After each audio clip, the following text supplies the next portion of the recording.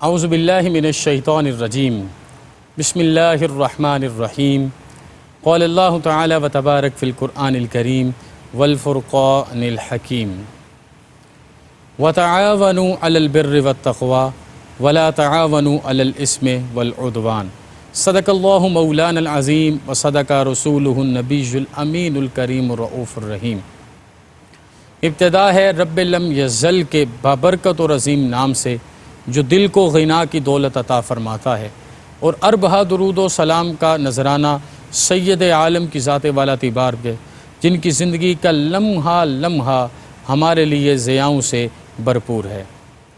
انتہائی ذی وقار ناظرین، آج ایک دفعہ پھر اپنی انتہائی خوش قسمتی سمجھ کے کیو ٹی وی کی اس خوبصورت نشست میں آپ کے سامنے حاضر ہوں اور دل کی اتھاہ گہرائیوں سے عرض کرتا ہوں السلام علیکم ورحمۃ اللہ وبرکاتہ۔ ہم ایک معاشرے میں رہتے ہیں، معاشرہ افراد سے بنتا ہے اور یہ اکائیاں مل کے اجتماع کا درس دیتی ہیں۔ سید عالم صلی اللہ علیہ وسلم نے اللہ پاک کے حکم سے قرآن پاک میں 6 پارے میں ہمیں ایک رول عطا فرمایا وَتَعَاوَنُوا عَلَى الْبِرِّ وَالتَّقْوَى وَلَا تَعَاوَنُوا عَلَى الْإِثْمِ وَالْعُدْوَانِ کہ نیکی، تقوی، پرہیزگاری اور بھلائی کے معاملے میں دل کھول کے تعاون کرو، اس وقت بخل نہیں کرنا، لیکن اگر کسی بھی حوالے سے سرکشی ہے اور ظلم کا معاملہ ہے تو کسی صورت اس کے ساتھ تعاون نہیں ہوگا۔ اب اس سارے معاملے کو میں اور آپ سمجھیں، میں اور جانیں اور پرکھیں تو ہم آج کے زمانے میں دیکھیں کہ ہمیں کس کس معاملے میں تعاون کرنا ہے۔ آقا کونین صلی اللہ علیہ وسلم نے ہر چیز کا حق بیان کیا، لیکن سب سے بڑا حق میرے اور آپ کے اوپر دین اسلام کا ہے۔ جناب سیدنا عبد الرحمن بن عوف رضی اللہ عنہ جو 13ویں نمبر پہ کلمہ طیبہ پڑھ کے جناب ارقم بن ابی الارقم کے گھر میں قبولیت اسلام سے شرف نیاز مندی حاصل کرتے ہیں، آپ کو تاجر الرحمن کا لقب دیا گیا۔ تو ہم نے رحمان کے ساتھ تجارت کرنی ہے تاکہ وقت آخر ہمیں پتہ چل جائے کہ ہمارا وارث کون ہے۔ جناب سیدنا سعد بن ابی وقاص عشرہ مبشرہ صحابی ہیں، آپ نے آخری لمحات میں جناب عبد الرحمن بن عوف سے یہ استفسار کیا تھا کہ عبد الرحمن بن عوف، آپ کا جتنا بھی مال بچ جائے گا، وراثت بچ جائے گی، یہ کس کو دینی ہے؟ آپ نے فرمایا میرے وارث کو۔ انہوں نے پوچھا آپ کا وارث کون ہے؟ انہوں نے فرمایا کہ میرے وارث کو دین اسلام کہتے ہیں۔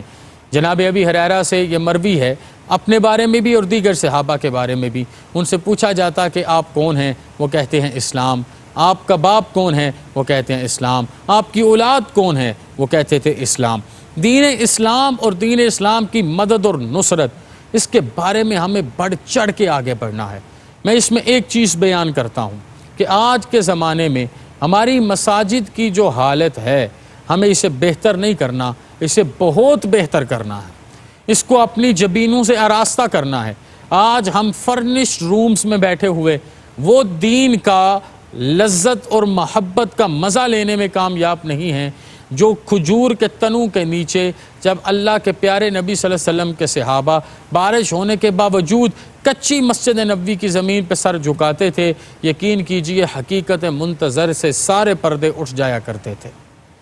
آئیے واپس لوٹیے، اپنے آپ کو بہتر کیجئے۔ میں ایک بالکل چھوٹی سی بات آپ کو سناؤں، ایک چھوٹی سی بات میں آپ دیکھیں گے کتنی بڑی خیر ہے۔ سید عالم صلی اللہ علیہ وسلم نے جب مسجد نبوی کو قائم کیا نا، تو رات کے وقت عشاء کی نماز تو ہوتی تھی، اس وقت اندھیرا چھا جاتا تھا، تو کھجور کا ایک ایسا تنا لایا جاتا کہ جو اس طرح جیسے میں نے ہاتھ کی ہتھیلی کی ہے اس طرح کی شیپ میں ہوتا، اس کے اندر سے چھوٹے چھوٹے ریشے نکلتے، ان کو جلایا جاتا، اس سے روشنی ہوتی، تو تمام صحابہ کرام سید عالم صلی اللہ علیہ وسلم کی معیت میں اللہ کی جناب میں نماز ادا کیا کرتے تھے۔ آقا کونین صلی اللہ علیہ وسلم کے ایک صحابی جناب تمیم داری رضی اللہ عنہ ملک شام کسی وجہ سے جاتے ہیں تجارت کی غرض سے، تو وہاں وہ پہلی دفعہ لیمپ لالٹین دیکھتے ہیں، تو وہ وہاں سے لے کے آ جاتے ہیں۔ بڑی خوبصورت بات ہے، اگر آپ دل کے احساس سے سنیں گے تو آپ کو قدر ہوگی اس کی جو آج حقیقی معنوں میں آپ کی مسجد کی خدمت کر رہا ہے، اور یہ جذبہ میرے اور آپ کے اندر خیر کا پیدا ہوگا۔ تو وہ لالٹین اور لیمپ لے کے آئے اور آ کے انہوں نے مسجد نبوی کو روشن کر دیا۔ میرے اور آپ کے کریم آقا صلی اللہ علیہ وسلم تشریف لائے، آپ نے دیکھا کہ ایک میرا صحابی پیارا ایک لالٹین لے کے آیا ہے، لیمپ لے کے آیا ہے، میری مسجد کو اس نے اس طرح روشن اور منور کیا۔ آپ نے استفسار کیا یہ کون لے کے آیا؟ کون ہے جس نے اللہ کے گھر کو روشن کیا؟ اللہ اس کے بخت روشن کرے، اللہ اس کے دل کو روشن کرے، اللہ اس کے گھر کو روشن کرے۔ یہ تو آج کے صوفیہ کا بھی طریق ہے۔ اگر صوفیہ کے پاس کوئی بندہ جائے کہ دل گندا ہو گیا اسے صاف کرنا ہے تو وہ طریقہ بتایا کرتے ہیں، اللہ کے گھر کو صاف کرو، مسجد کو صاف کرو، گندا دل صاف ہو جائے گا۔ جناب مولا کائنات حضرت سیدنا علی المرتضیٰ شیر خدا کرم اللہ وجہ الکریم کی زندگی کا اسلوب یہ تھا کہ آپ جب مسجد کی صفائی فرماتے تو اپنے جسم مبارک سے، اپنے سینہ مبارک سے، اپنے جسم سے قمیض اتار دیا کرتے اور پھر مسجد کی صفائی کرتے تاکہ مسجد کی دھول میرے بدن پہ پڑے اور میرے کریم آقا صلی اللہ علیہ وسلم کا قول پورا ہو جائے کہ جس کے بدن پہ مسجد کی مٹی پڑے گی اللہ پاک اس کو جہنم اور دوزخ کی آگ سے آزادی عطا فرما دیں گے۔ جناب تمیم داری کو بلایا گیا اور اب یہ جو جملہ میں کہنے لگا ہوں مجھے میری کیفیات اجازت نہیں دے رہی، میں جملہ آپ کو کس طرح عرض کروں کہ اتنے سے عمل پہ اتنی بڑی کرم نوازی، اتنی بڑی مہربانی، کریم آقا صلی اللہ علیہ وسلم کی اتنی بڑی رحمتیں اور برکتیں اپنے غلام کی نیاز مندی پہ حاضر ہوئے تو حضور نے پوچھا کہ یہ لالٹین اور لیمپ آپ لے کے آئے ہیں؟ عرض کی جی میرے آقا میں لے کے آیا ہوں۔ حضور نے پتہ کیا ارشاد فرمایا؟ آپ نے فرمایا اللہ کی عزت کی قسم جس کے قبضہ قدرت میں میری جان ہے، آج اگر میری ایک بیٹی اور ہوتی تو میں اسے آپ کے نکاح میں دے دیتا۔ آپ کے ایک رشتہ دار جناب نوفل بن حارث پاس کھڑے تھے، انہیں عرض کی حضور میری بیٹی بھی تو آپ کی ہے، اسے رشتے میں دے دیجئے۔ تو ایک لیمپ کے بدلے، ایک لالٹین جلانے کے بدلے سید عالم صلی اللہ علیہ وسلم کی آل کے ساتھ نسبت قائم ہو گئی۔ آپ غزوہ احد پڑھیے، آپ کو ایک ایک قربانی نظر آئے۔ لوگ آپ کو غزوہ احد اور سیکوینس میں دکھاتے ہیں، آپ غزوہ احد کو یا کرب و بلا کے مناظر کو ایک الگ نظریے سے پڑھیے، ایک الگ نظریے سے دیکھیے کہ ایک کو پیاس لگی ہے اور وہ عین الماء کے الفاظ بولتا ہے، دوسرا بھی بولتا ہے، تیسرا بھی بولتا ہے اور ماشکی مشکیزہ لے کے کھڑا ہے، جس کو پانی کے چند بوند مل جائیں اس کی زندگی بچ سکتی ہے، لیکن وہ دوسرے کی طرف بھیجتا ہے، دوسرا تیسرے کی طرف بھیجتا ہے اور تینوں کی جان آفری سپرد ہو جاتی ہے۔ اور آج ہماری کیفیت یہ ہے کہ ہمارا خون سفید ہو گیا اور روپے کے چند ٹکوں کے بدلے ہم اپنی زندگی کے سارے معاملات تباہ کرنے پہ تلے ہیں۔ سید عالم صلی اللہ علیہ وسلم نے تقوی پر اور نیکی پر تعاون کا مکمل حکم ارشاد فرمایا ہے۔ اب دیکھیے بیر روما کو خریدنے کا حکم دیا، جناب عثمان بن عفان کی خدمت میں آیا۔ جناب عثمان بن عفان ایک غزوہ کے موقع پر 1000 دینار 10,000 درہم لے کے حاضر ہو گئے۔ حضور دراہیم و دنانیر کو جب اچھال کے اپنی گود میں پھینکتے تو ساتھ جناب عثمان کو جنت الفردوس کی بشارتیں بھی عطا فرمایا کرتے تھے۔ ذی وقار ناظرین، ہمیں ان تمام چیزوں سے آراستہ ہو کے اپنے معاشرے میں اعلیٰ ترین معاملات آگے پہنچانے ہیں۔ آپ اگر تمام روایات کو دیکھیں، دین اسلام کے سارے پیغامات کو دیکھیں، دین اسلام کے سارے معاملات کو دیکھیں تو آپ کا دل آپ کو بتائے گا کہ کس طریقے سے ہم نے صحیح رستے پر چلنا ہے۔ اللہ پاک ہمیں مال عطا فرما دے، ہم دین کے رستے پہ دے دے۔ ہم یہ سمجھتے ہیں مال جڑتا رہے جڑتا رہے جڑتا رہے، اور جب انسان دنیا سے جانے لگے اس کے بینک بیلنس ہونے چاہیے، اس کے پاس بہت سی جائیدادیں ہونی چاہیے۔ کیا آپ نے یہ تاریخ کے جملے نہیں پڑھے کہ سیدہ خدیجۃ الکبریٰ جو کہ ملکۃ العرب ہیں، جب جہان رنگ و بو سے پردہ فرمانے لگتی ہیں تو آقا کونین صلی اللہ علیہ وسلم کو کمال جذبوں سے یہ عرض کرتی ہیں کہ حضور میرے پاس کفن کے بھی پیسے نہیں بچے، سید عالم صلی اللہ علیہ وسلم کرم فرمائیے،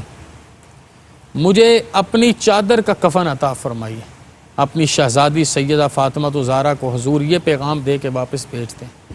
جناب فاطمہ اپنی اماں سے کہیے گا جتنا اس نے میرا ساتھ دیا، جتنی اس نے میری غم خاری کی، واللہ لو اردت جلدی لأعطیتک، یہ تو جسم کی چادر مانگی ہے، اگر میرے جسم کی چمڑی بھی مانگتی میں وہ بھی اتار کے اس کو عطا فرما دیتا۔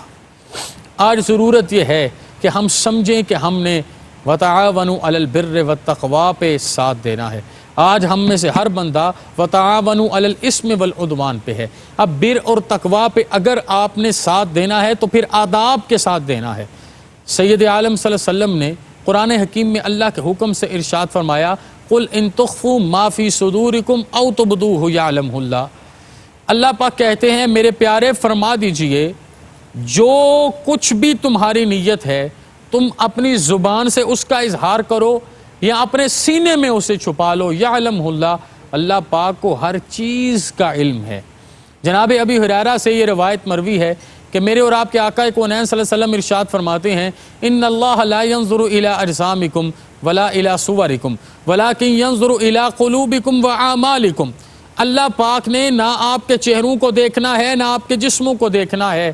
کس چیز کو دیکھنا ہے؟ آپ کے اعمال کو دیکھنا ہے اور آپ کی قلوب کی نیتوں کو دیکھنا ہے۔ اعمال اور قلوب کی نیتیں ہی ہیں جو تعاون علی البر والتقوی پر مجھے اور آپ کو آراستہ کر سکتے ہیں۔ اللہ کا گھر بنانے پہ تعاون کریں، شریعت مصطفیٰ کے نافذ کرنے پر تعاون کریں، قرآن پاک کی تلاوت کے لیے ایسا ماحول بنا دیجئے کہ جو شخص بھی وہاں پر بیٹھا ہے وہ صرف قرآن کا قاری نہ بنے بلکہ وہ فہم قرآن کے ادراک سے بھی منور ہو جائے اور ضیاء قرآن سے بھی حقیقی معنوں میں آراستہ ہو جائے۔ تو یہ وہ نیکی کے رستے، یہ وہ نیکی کے معاملے جن کے بارے میں میرا دین مجھے بہم پیغام دیتا ہے، اور سیرت رسول صلی اللہ علیہ وسلم سے جگہ جگہ پر مجھے یہ ساری چیزیں دیکھنے کو ملتی ہیں کہ حضور نیکی پر تعاون کا حکم بھی ارشاد فرماتے ہیں اور ساتھ بھی دیتے ہیں۔ آپ دیکھیے صرف یہ نیکی کا تعاون سید عالم صلی اللہ علیہ وسلم کے زمانے میں تھا، جناب صدیق اکبر کا زمانہ اٹھا کے دیکھیے تو ایک نبینہ عورت کا گھر روز صاف ہوتا، جناب فاروق اعظم دیکھنا چاہتے کہ یہ نوکری کون دیتا ہے، ایک دن اس کے گھر میں چھپ کے بیٹھے ایک مرد آتا ہے، جوان آتا ہے، ایک ذی وقار ذی شان آتا ہے اور آ کے اچھے انداز میں اس کی خدمت کر کے جانے لگے تو آپ جیسے ہی اس کے سامنے کھڑے ہوئے اور چہرے سے حجاب ہٹتا ہے تو دیکھ کے حیران ہے یہ تو امیر المومنین ہے، یہ تو خلیفۃ المسلمین کی ذات والا اعتبار ہے کہ جب محلے کی بچیاں اکٹھی ہو کے آ جائیں کہ ہماری بکریوں کا دودھ اب کون دھویا کرے گا تو آپ کہیں پہلے میں دھوتا تھا محبت سے، اب میں نے دھونا ہے ذمہ داری سے۔ کیا جناب فاروق اعظم کی پوری زندگی اسی وتعاونوا علی البر والتقوی پر مجھے اور آپ کو پیغام دعوت نہیں دیتی کہ ہمیں اپنا سب کچھ دین کے راستے پہ قربان کرنا ہے؟ سید عالم صلی اللہ علیہ وسلم کا عاشق جو مومن ہے یہ بخیل نہیں ہو سکتا، یہ ظالم نہیں ہو سکتا، یہ مشرک نہیں ہو سکتا، یہ گمراہی کے رستوں پر مصر نہیں رہ سکتا، یہ غلطیوں کے اوپر دوام نہیں کر سکتا، یہ اپنے اندر اکڑ لا نہیں سکتا، یہ غرور اور تکبر کو اپنی زندگی میں شامل نہیں کر سکتا۔ اسے آنا ہے حضور کے قدموں میں، اسے آنا ہے دین اسلام پہ اور اپنا سب کچھ صحیح معنوں میں سید عالم صلی اللہ علیہ وسلم کے نالے کف پا پر قربان کرنا ہوگا۔ آپ جناب عثمان بن عفان کی زندگی کو دیکھیے، وَتَعَاوَنُوا عَلَى الْبِرِّ وَالتَّقْوَى، اور عام تعاون بھی کیا ہوگا۔ مولا کائنات کے نکاح کے موقع پر 480 یا 500 درہم میں آپ نے وہ زرہ اور وہ سامان خریدا اور پھر واپس آپ کو پیش کر دیا تحفے کے طور پہ۔ یہ نیکی کے معاملات ہیں جن کو میں نے اور آپ نے اعلیٰ سے اعلیٰ انداز میں کرنا ہے۔ ذی وقار بھائیوں، یہ جتنے بھی پروگرامز ہم کرتے ہیں، یہ جتنی بھی دعوت آپ کو دی جاتی ہے، سید عالم صلی اللہ علیہ وسلم کی سیرت کی جتنی ایلیبریشن آپ کے سامنے رکھی جاتی ہے، جتنی ایلسٹریشنز آپ کے سامنے رکھی جاتی ہیں، ان کا صرف ایک مقصد ہے، آج لے ان کی پناہ۔ آج کے وقت میں اپنے آپ کو بدلیں، آج کے وقت میں اپنے ظاہر اور باطن کو بدلیں، آج کے وقت میں اپنے اندر کے طریقہ کار کو بدلیں، کل کو معاملات میرے اور آپ کے ہاتھ سے نکل جائیں گے، کیونکہ قرآن پاک نے واضح فرمایا الذی خلق الموت والحیات لیبلوکم ایکم احسن عملا۔ یہ جملے سمجھیں، قرآن ترکیب سے سمجھیں، ترتیب سے سمجھیں، تفیض سے سمجھیں، شان نزول سے سمجھیں، الفاظ سے سمجھیں، صیغوں سے سمجھیں، آپ کو پتہ چلے کتنا معانی اور معارف اور مطالب کا سمندر ہے کہ اللہ پاک اعلیٰ اخلاق میں آزمانا چاہتا ہے کہ تم میں سے اعلیٰ ترین کون ہے، تم میں سے عرفہ ترین کون ہے، تم میں سے بہترین کون ہے، تم میں سے کون ہے جو لوگوں کے کام آتا ہے، تم میں سے کون ہے جو لوگوں کے لیے آسانیاں بنتا ہے، تم میں سے کون ہے جو لوگوں کے اوپر آ کے پر بچھاتا ہے، مہربانیاں ہوتی ہیں۔ اور جب آپ تعاون علی البر والتقوی کی ان عزتوں پر شامل حال ہو جاتے ہیں، یقین کیجئے دین اسلام کے نور سے لوگوں کے روشن سینے آراستہ ہو جاتے ہیں اور سوز و تپش سے زمانہ محبوبیت کی منازل طے کر لیتا ہے۔ یہ دعوت پچھلے سارے پروگرامز میں بھی آپ کے سامنے ہے. انشاءاللہ اگلے پروگرام میں بھی بڑے عام موضوع پر بات کروں گا اور اس سے سید عالم صلی اللہ علیہ وسلم کی سیرت سے چند خوشہ چینیاں کر کے آپ کے سامنے رکھوں گا. بات صرف اتنی سی ہے، اگر میں اور آپ یہ چاہتے ہیں دو جہاں کا وقار حاصل کرنا تو ہمیں صحیح معنوں میں دین اسلام کے ساتھ مل جانا ہے اور دین کے رسوں پر چلنا ہے. وما علینا الا البلاغ.